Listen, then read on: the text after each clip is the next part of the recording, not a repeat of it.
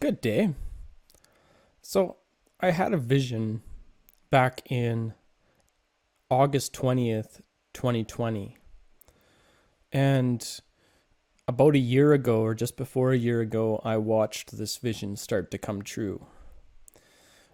Many of my visions and messages that have been told to me have come true. And this is why I am starting to share some of these things now that I see things coming out. I'm realizing how important it is for me to take what the Lord has shown me in the dark and scream off the top of my housetop to the people in the light. And this vision has to do with Jordan Peterson and what he's been doing with the world recently. I'll share with you my vision, and then we'll look at the vision is the below. It's what percolates from the unconscious. And now I'm connecting the below with the above. As above, so below. As my internal guide reminded my internal being of the breath, music, and universe protocol, I then turned into a beaming laser of light and shot off out of the earth through the atmosphere. I flew from the moon out to the sun and then out past the edge of the galaxy. I watched the magnetic energy stretch like elastic bands between the other galaxies. It seemed to be showing me the importance of magnetic dimensional connectivity that expands far, far out to the farthest reaches of our universe. I then noticed a group of galaxies connected all together in a constellation-like star pattern that made up an angel. The angel flew around in circles in the sky with other angels that made up a galaxy. Another angel grasped onto this angel. They then spun in a circle very fast and turned into a yin and yang symbol. The yin and yang symbol flipped a few times and turned into a Buddhist symbol. I then envisioned an Italian town with all buildings made of brick and cobblestone streets. A Buddhist monk sat and read the Bible. He was sitting with a Jewish man reading the Tripitaka and another man reading the Quran. Next to him was a priest reading another religious text. And next to them was a Rasta man pointing out parts of another book that should not be. I watched the whole group agree to this as they all point at things in the books that they are holding that are also overly dogmatic and pathological. They also agreed that some books had to be edited more than others, but they all agreed that there was utility to every book. Jordan Peterson was also amongst this group of holy men. He was talking with the group and documenting every word spoken. He then took the news of this very important meeting of religious icons to the world. This collaboration became the cornerstone of a newer and higher morality. Just then, my entire body buzzed with electricity, and I opened my eyes. So when I had this happen, I was like, wow, what an amazing vision. And where does this vision head to? Well, it heads to a newer and higher morality that we can all share, a unity. So what started happening? Well, right after Jordan Peterson came out of his 9-day coma, the day when he got back and was rebirthed into this realm after almost dying, which I believe they did that to him, by the way, he started to do exactly what my vision said through his podcast. He started talking to different religious leaders, different spiritualities, and different understandings. One of the more powerful videos that I came across was the immortality key. And this was July 19th, 2021. I'm going to put these videos down below so you can go and take a look at them yourself. Take the time to watch these. There's some important things that he's talking about here. And in the immortality key, psychedelics in the ancient age, with Brian Marascu and Professor Carl Ruck, they go into the understanding of the awakening and the Kundalini awakening that is put on by plant medicines and entheogenic medicines. And they talk about how we can awaken to Dionysus, to the consciousness of Dionysus. And a lot of people see Dionysus as another kind of Christ-like figure. And obviously you can't talk about this stuff with, prideful, dogmatic people. However, this is what Jordan Peterson started to do right away. And I was like, wow, this is an amazing podcast. And then he went in and he did this next one. And this one was very powerful also. And it was called The Four Horsemen of Meaning. And he has a bishop, Bishop Barron, which is from the Catholic religion. He has John Vervaevik, which is like a Neoplatonist, which I really believe in, this the oneness energy and the science that connects to Neoplatonism. And then he has John Pegu, which is an Orthodox Christian. And it's very interesting because what broke up way back in way back in the day, a big part of why we had the Christian groups break apart was their interpretation of the Trinity. And I'm going to get to that further in this video, and I'm going to show you that the Trinity comes up in a conversation he has with a Muslim, somebody that's a Muslim leader. So as I started to see, this next one come up, this is November 22nd, 21, the Four Horsemen of Meaning. I was like, wow, this is happening. My vision's coming true. But not only that, check out what he says during this four horsemen of meeting, and just watch what the Orthodox Christian and the bishop from the Catholic religion does after he says this statement. And this is a very powerful statement because many of these visions and my awakening was induced by entheogenic medicines. And so let's just have a look at what Jordan Peterson has to say here. I believe, for what it's worth, and I don't know what you guys think about that, I think that Revelation is a psychedelic account. Literally. Oh, the book of Revelation. I really believe that. You bet. I think that the author of that had a psychedelic experience, and all he did was write down what happened to him. No, it's and too that grounded might not in be right, but it's too grounded in the Old Testament, That's right. and the classic apocalyptic literature. I mean, it's Half not of it is quoting idiosyncratic. why is that an objection? Yeah. Why is that an objection? He was grounded in that tradition.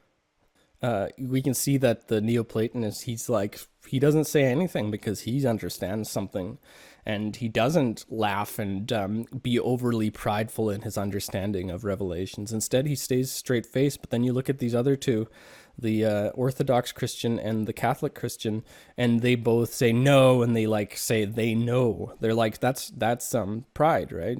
And you can tell that they have likely never had deep experiences like Jordan Peterson has, which he's talked in other videos about how he's had 1 or 2 7-gram mushroom trips that made him see some things way differently and changed his outlook. So when you see these guys laughing like this, they're reading from a book that the last book that he just talked about, Revelations. Well, psychedelic plant medicines have a huge revelatory power to them, and they awaken and they reveal things to us. And if we take the last book that he just talked about, Revelations, what he just talked about actually points at a Gnostic version of Genesis, which is that there is an awakening, a revealing when somebody takes the apple,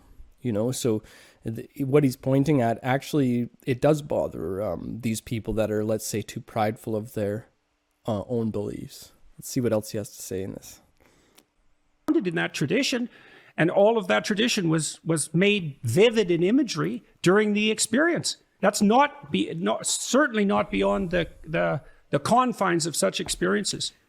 So, and I think the church is going to have to wrestle with this seriously in the years to come, because there's an association between psychedelic use and revelatory meaning that the church is going to have to grapple with, I believe. Well, there are plenty of monks because who these things have are coming. revelations and have visions and have all these types of experiences, but that don't take psychedelics.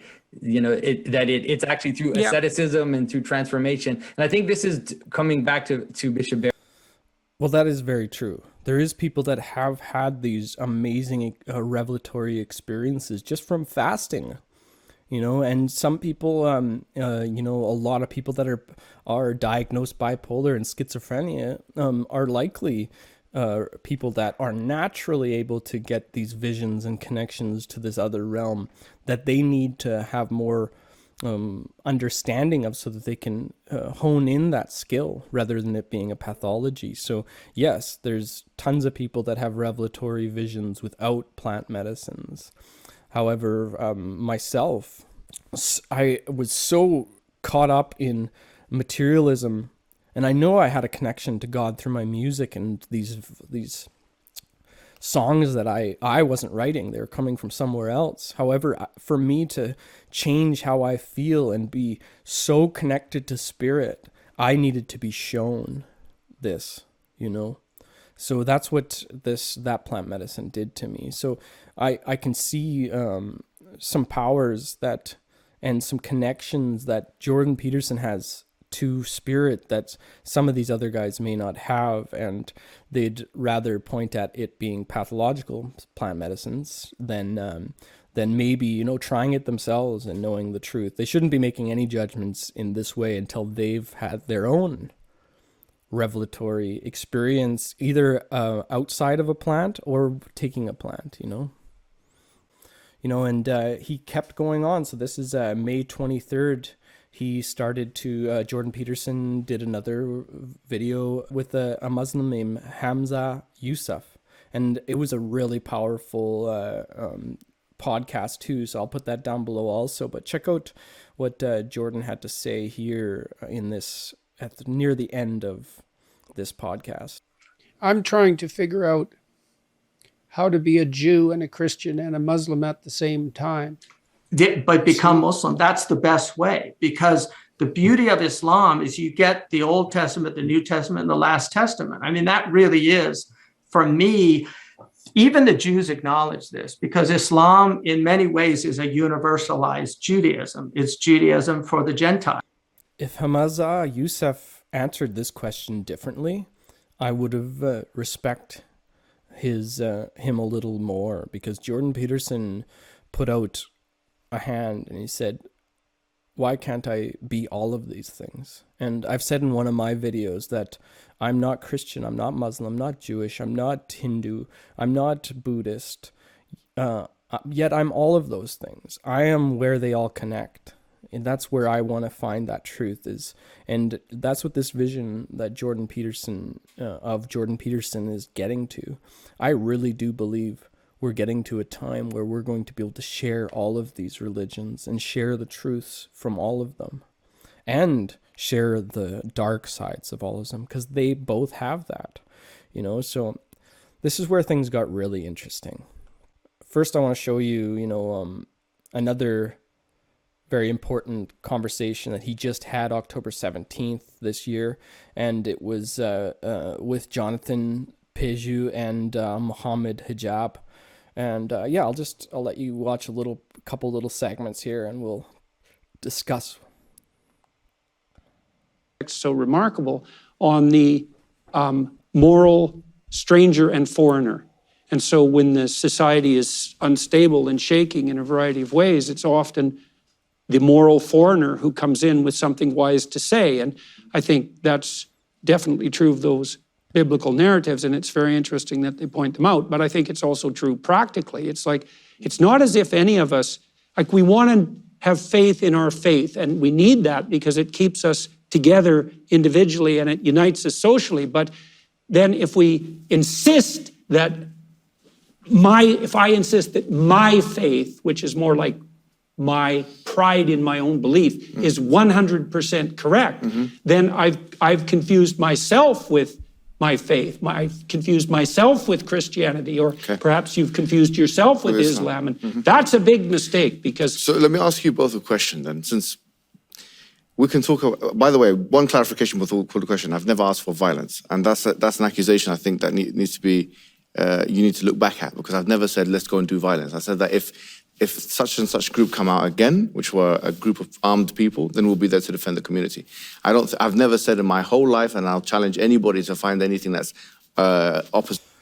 Well, I'm going to say right off the bat, he just admitted that if this group comes again, then they will.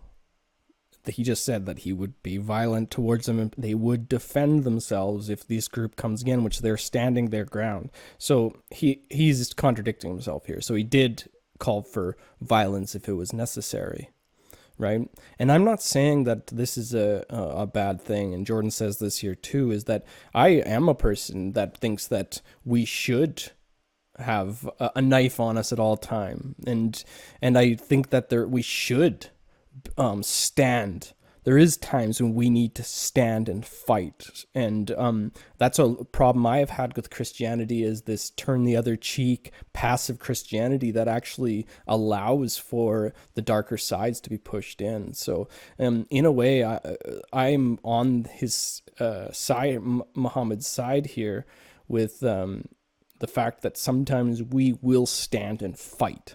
And I do believe that this is one of those truths that I carry more with the Muslims than I do with Christianity. So let's continue on. Let's go to the second point, because you were saying now about this basically dogmatism. Let's just call it for what it is. Like, Well, it's pride in dogmatism, right? And that's something we all have to watch, because it's a hard line to...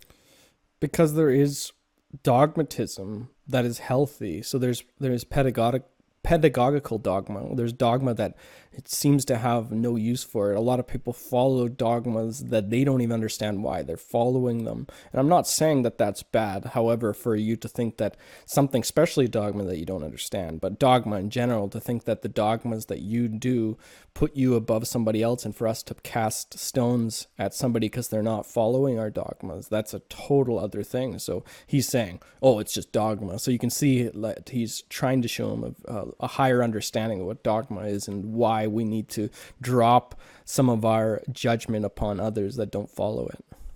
To walk, because you want to be an advocate for your faith, but what in the world do you know, right? You're ignorant beyond comprehension. Let me ask a question. And both of you, this is a question to both of you. Is there an ultimate purpose of life? Yeah, sure. What is it? What we're doing here. Which is what?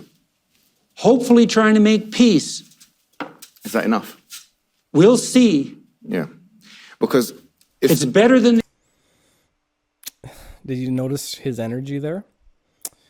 And he's definitely not in the logos here.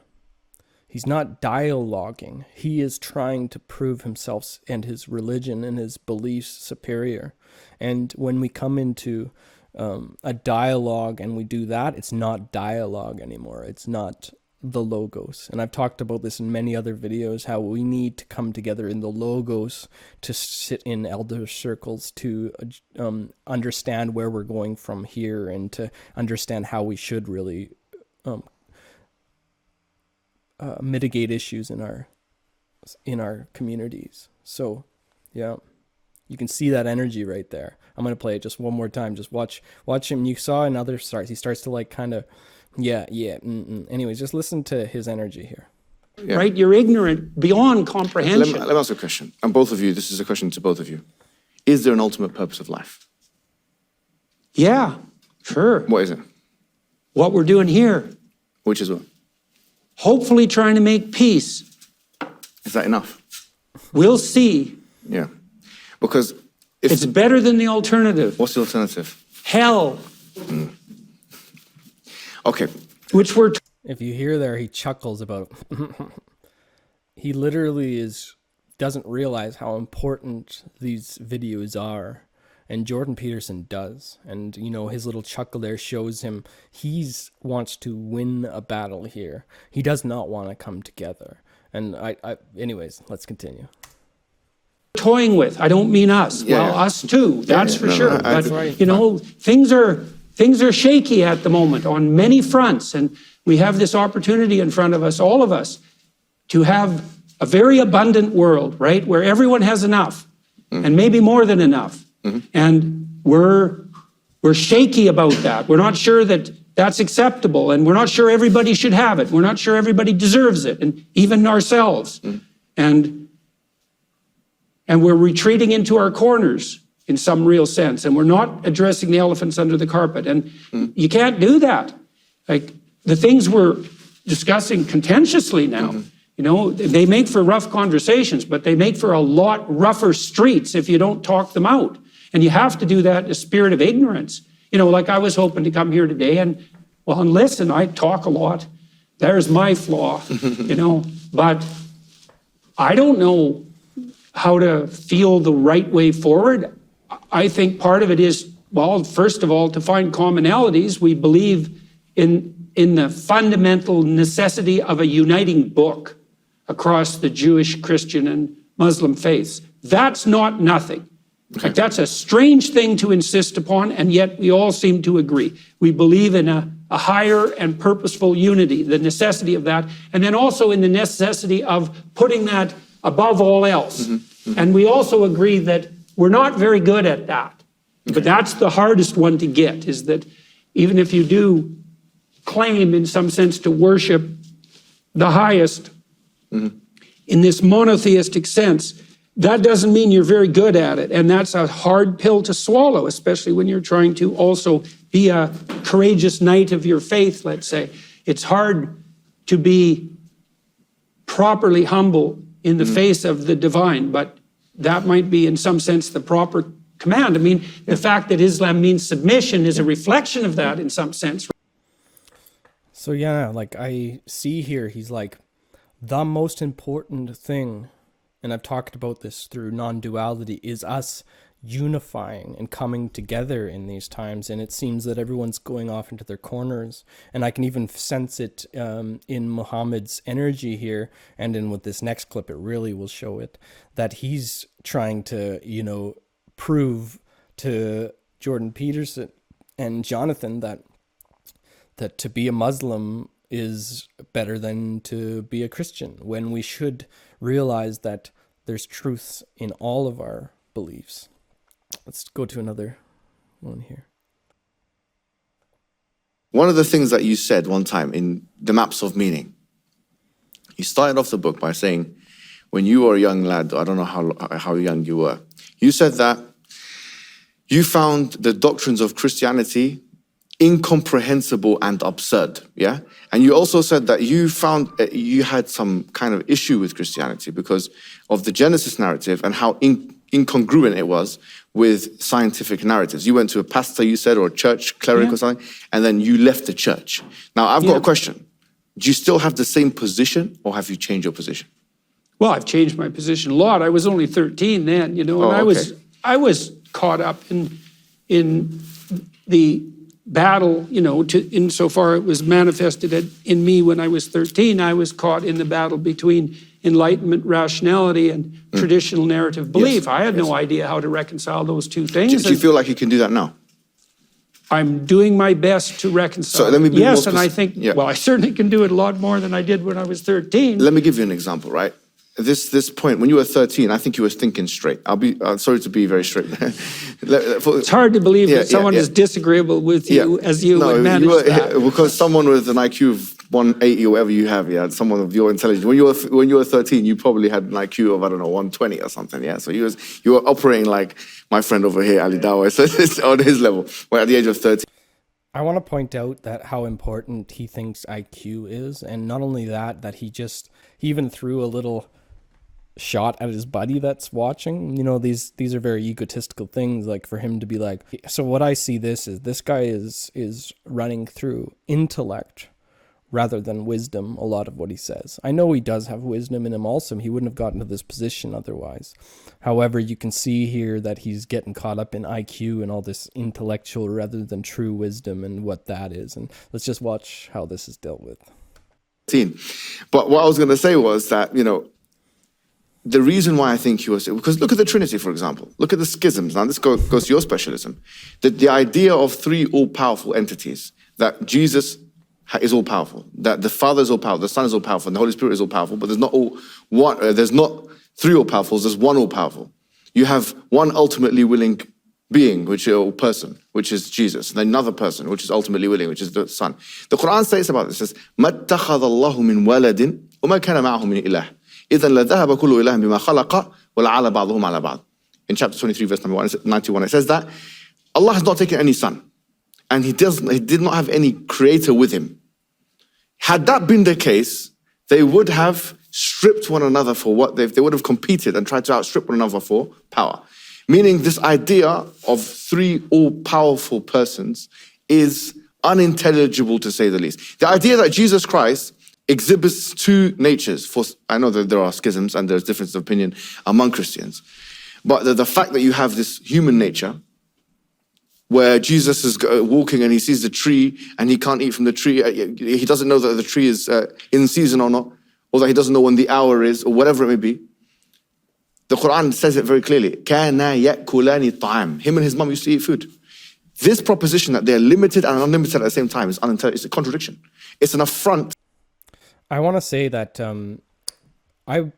I believe in many different interpretations of the Trinity, and we've seen Christianity divide because of their interpretation of the Trinity, and he uses this one very interesting example to try to disprove Christianity. See here, this is not... Anyways, I'm going to let this continue. However, I do believe that we should have our own understanding and truly understand what the Trinity is and know that there is many different versions. And I've done videos on the Trinity that would probably, some Christians would call me a heretic. Well, you know, these are the things. The Catholics think different of the Trinity than the Orthodox do. So what is the true Trinity? And then we have him coming from another religion making fun of the Trinity. Well, anyways, let's watch how Jordan Peterson deals with this. This is actually one of the best parts of this video. To logic. This will cause you cognitive dissonance. Because if you want to be a rational actor and you want to be... See, that's the thing. Yeah. I don't want to be a rational actor. But you do when you do your scientific experiments. That's true. So why'd you separate the two things? Because rationality should be subordinated to something above it. And I'm trying to subordinate myself to that. And so my reaction to what you're saying is that this isn't an insult. Yeah, I'm telling you what my reaction is. Please say it's not even a criticism. Of course. I find that discussion, as soon as it started, I found that less interesting than what we were doing before. It was harder for me to focus on. And I think the reason for that is that it transforms to some, and I'm not saying this isn't necessary at sometimes, but it transforms the transcendent into something like an intellectual and propositional discussion. And so in some sense, we're debating perhaps not the fine points of theology, because they're more like the blunt points of theology. But there's something about that that isn't what I want to do with you. Yes. You know, and it isn't that it's not necessary. So let me flip it around to some degree. So one of the things I'm very curious about is, obviously, the figure of Christ is contentious. Yes. And so the Jews don't know what to make of Christ in some fundamental sense, because he seems like a continuation of the prophetic tradition in some real sense, plus he was Jewish, so that makes things complicated. And then, of course, the Christians put the figure of Christ as central in some real sense, but that begs the question of the relationship between Christ and God. And then in the Muslim community, Christ is also a central figure. And so I'm curious about that. And we could say we have doctrinal differences about what constitutes that centrality. It's like, fair enough. And I would also not say that I understand what that centrality means. So one of the ways I would understand that, let's say, is that in the Western tradition, and I don't know to what degree this is true in the Muslim tradition, one of the attributes of what Christ is psychologically is the logos. And so if we're engaged in dialogue, which is dual logos, then we're embodying the spirit of something like mutual enlightenment. And that's then the presence of that spirit in the genuine confines of temporal reality, right? It's something like the infinite descending to the finite to illuminate us. And to the degree that we can have a dialogue in good faith, which is also a religious notion, then we can engage in that process of dialogos, and that transforms and redeems us. And then when I say, well, do I believe that? I say, well, it isn't just that I believe it as a proposition. It's that I can tell when it's happening. And so can you, I think. It's like, you're going to see that this conversation will ebb and flow, and some of the time it's going to grip you. You think we're at the heart of the matter, and sometimes your attention's going to wander.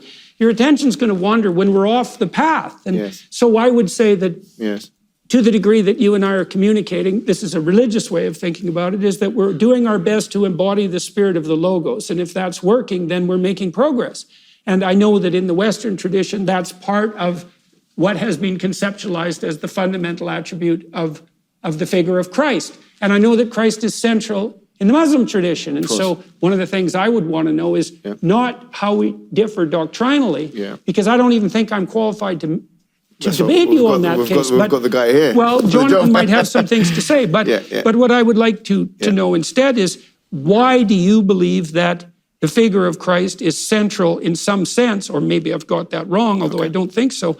Why do you think the figure of Christ is central both to the Muslim faith and the Christian faith? And what do you think that says about what we share in common? Because I really don't understand that. It's a mystery to me. Okay. I love what he did right there. First of all, he knew what he was saying was going to be a little bit of a cut at him. It was going to be a truth at him that called him out for trying to start a row rather than trying to dialogue, duo logos. And the whole idea is Jesus is the truth, right? And the truth is based in the logos. And so when we can share the logos and we're trying to find that center ground between us rather than trying to prove how silly the other person is by bringing up the Trinity and how it's not reasonable and logical to think in such ways. As far as I'm concerned, if we need to get so upset because somebody doesn't like how I think of the Trinity, then that just shows me that I'm being confused with what I think. I'm being confused with my pride in my religion, and I'm being confused because who really knows, right? Who is telling the truth? And that's why you can see right here, he's like, let's not get into a fight about the differences between us. Let's talk about the things that bring us together, because we've seen the atrocities. He didn't say this, but we've seen the atrocities that have happened because of the Abrahamic religions coming apart. And I think that he called him out there. He said, let's be wise. Let's live as Christ. We both agree, both our religions believe Christ was an amazingly powerful person, and his mother was the greatest woman and mother to live. Those are two things we share in common. Let's find out more that we share in common. Let's find out where the light seems to shine the most in this truth. And that's why when I speak with people, I can see when people are trying to find that higher truth. And I can also feel when people are trying to attack and trying to pathologize what I stand behind. And you can see that in Jordan Peterson here when he says that. He's like, he asks, what is the meaning of life and everything? And he says, well, what we're doing right here.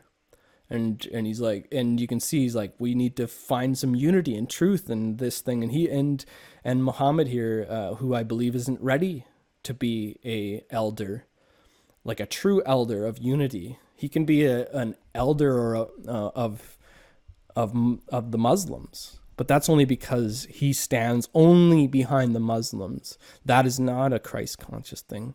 Christ loves everyone and wants to stand behind the truths that we share. And when we look at a lot of the evil that's happening in North America, Christians and Muslims are the ones that want to stop a lot of this neoliberal satanic stuff that's going on. Let's realize that we are coming together now, and I realize in my town, because I live in a very neoliberal town, I have to work at bringing together just religious people with what people call, let's say, pagan spiritual people. And I'm not saying pagan in a pathological way, because pagan just means non-Abrahamic. Right, so so Buddhism is Hinduism, all of that is pagan. So there's pathological paganism and there's holy paganism, and I believe that we share so many truths. There's so many places that we come together that's what we have to focus on. And the things that we don't come together upon, they likely are probably not based in more fundamental truth, and they're probably not so necessary for us to go on about. We need to unify. I understand that, but unity is not the same as uniformity. We just need to, people can live as they live and experience God how they want to experience God. And we can unify around these certain teachings and realize where we do hold the same hearts and love that all comes from that same place of non-duality. Then we can be who we want to be and still be united. So I want to start looking out there to the world. Who out there wants to be a part of the Logos with me? Well, join in the conversation. Please make a comment down below, and I'd be happy even to do some podcasts with other people that are logocentric in their beliefs and understandings and unification of this world. And if you have enjoyed this video and want to support me, then please subscribe and like the video and share the video, because that's how we can get these important messages of unity out there. And if you have visions and dreams that come to you, write them down. And God would like us to share it with the world. However, be careful who you share it with, because you can be pathologized by those that don't understand esoteric knowledge. And as you could see in one of the first clips I showed you, when he brought up psychedelics and revelations, both those people were shaking their heads and laughing at Jordan Peterson.